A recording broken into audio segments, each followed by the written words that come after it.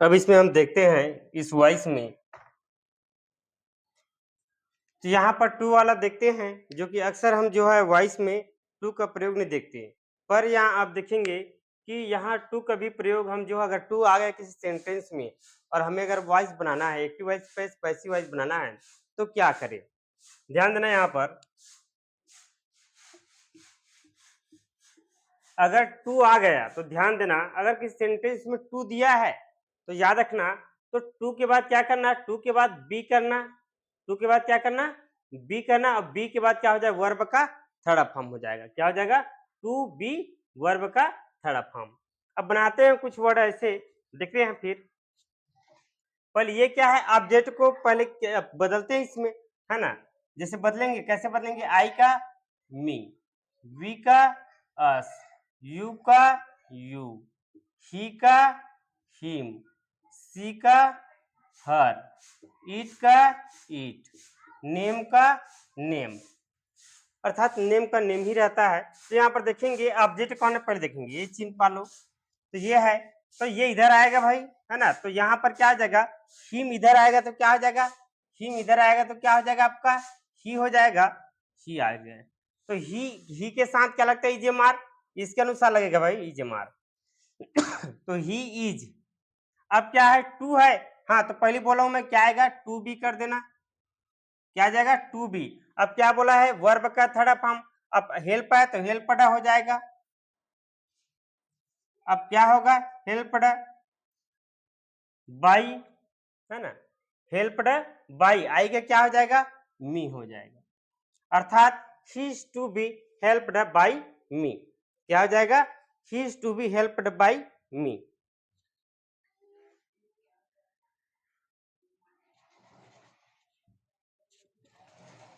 इस तरह से होगा। नेक्स्ट है, यहां पर भी वही सेम कंडीशन, यहाँ ही है, हिम है, तो यहाँ क्या होगा? ही हो जाएगा। अब क्या होगा? वाज दिया है तो ही के साथ तो वाज ही लगता है ना भाई, ही वाज। फिर टू आ गया तो यहाँ पर क्या हो जाएगा? टू बी फिर हो जाएगा आपका, टू बी। हेल्प है तो हेल्पड हो जाएगा, टू बी हेल्पड। उसके बाद क्या होगा? फिर आपका हेल्पड, है ना? अब यहाँ वर्ब का थर्ड फॉर्म आया, मतलब क्या होगा आपका? बाई का प्रयोग होगा, है ना? क्या होता है यहाँ पर? बाई का प्रयोग होता है, उसके बाद सब्जेक्ट आता है ना, फिर उधर वाला अंतिम का, अंतिम जो शुरू का जो आता है वो अंतिम में चला जाता है, और अंतिम का जो ऑब्जेक्ट होता है वो शुरू में आ जाता है। तो हेल्पड बाई क्या है? ही का, अब ये ही जो है इधर चला जाएगा तो क्या हो जाएगा? हिम हो जाएगा। अब नेक्स्ट है आपका, I was to do it, मुझे इसे करना ही था, है ना? मुझे यह तो करना ही था। तो यहाँ पर देखते हैं, यहाँ पर क्या आएगा आपका? ईट आपका सब्जेक्ट होगा, तो पहले क्या आएगा? ईट। अब यहाँ पर क्या है? वाज, तो वाज लिख देते, ईट वा ईट के उससे तो वाज ही लगता है भाई। अब यहाँ टू है तो क्या टू बी लग जाएगा, टू बी। अब ये डू का वर्ब का थर्ड फॉर्म आएगा, कौन सा फॉर्म आएगा? Third form, do D done. ये वर्ब भी है, आपको याद रखना, दो है ये, एक हेल्पिंग वर्ब है, दूसरा वर्ब भी है। It was to be done by, I का क्या हो जाएगा? मी। अर्थात यह काम किसके द्वारा किया गया? मेरे द्वारा किया गया। The paper is to return on, यहाँ पर ध्यान देना, यहाँ कोई ऑब्जेक्ट वगैरह नहीं है, तो यहाँ पर कैसे करना है आपको? द पेपर का द पेपर लिखना है आपको,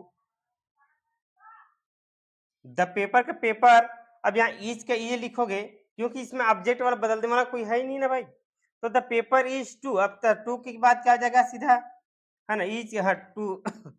टू के बाद क्या हो जाएगा? बी। अब बी है, अब यहाँ राइट ऑन है तो क्या हो जाएगा? रिटर्न ऑन हो जाएगा, फिर क्या हो जाएगा? Return on. क्यों हुआ ये? मतलब ये ऐसा इधर उधर ऐसे क्यों नहीं हो? क्योंकि यहाँ तो सब्जेक्ट तो है पर ऑब्जेक्ट नहीं है। यहाँ पर ऑब्जेक्ट आपका फ्रेज आ रहा है, वर्ब फ्रेज है, क्योंकि वर्ब, वर्ब और प्रीपोजिशन का जो मेल होता है उसी हम क्या बोलते हैं? फ्रेज बोलते हैं।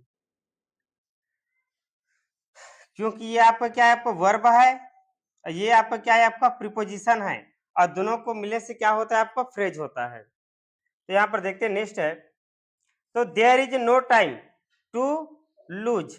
अब यहाँ पर भी कोई देख, ये तो सब्जेक्ट हो गया, है ना? तो पर इधर तो कोई ऑब्जेक्ट ही नहीं है ना? ऑब्जेक्ट नहीं है तो क्या जस के तस करेंगे भाई यहाँ पर तो। देयर इज का देयर इज कर दो। भाई ऑब्जेक्ट रहता तभी तो है ना, लास्ट के शुरू में और शुरू के लास्ट में करते, पर ऑब्जेक्ट ने तो क्या करे, तो कुछ नहीं करना है भाई। देयर इज, अब क्या होगा, इज है तो इज, नो है तो नो, टाइम है तो टाइम, और अब यहाँ पर हाँ अब टू आ गया ना तो क्या करना, टू बी, अब वर्ब दिया ना लूज, तो लूज के क्या हो जाएगा, लॉस्ट हो जाएगा, क्या हो जाएगा, लॉस्ट, अर्थात टू बी लॉस्ट, ये हो जाएगा आपका। अब उसी प्रकार सेम कंडीशन है, देयर वाज नो मनी, है ना, देयर वाज नो मनी, उसके पास पैसा नहीं था, टू स्पेंड, खर्च करने के लिए, क्या है, खर्च करने के लिए उसके पास पैसा नहीं है, there is no time to lose, अरे उसको खोने के लिए कोई समय ही नहीं है, ठीक है। तो यहाँ पर there was no time, sorry, no money, no,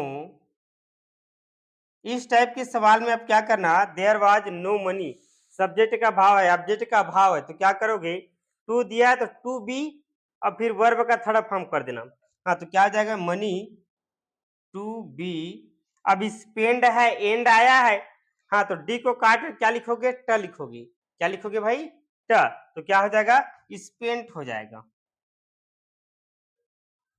spent. तो ये होगा आपका करेक्ट आंसर, आई थिंक, है ना, यू अंडरस्टैंड दिस वर्ड्स और क्वेश्चन एंड आंसर। तो मेरे ख्याल से आप लोग समझ गए होंगे इसको। अच्छा लगे तो बिल्कुल लाइक और सब्सक्राइब करना।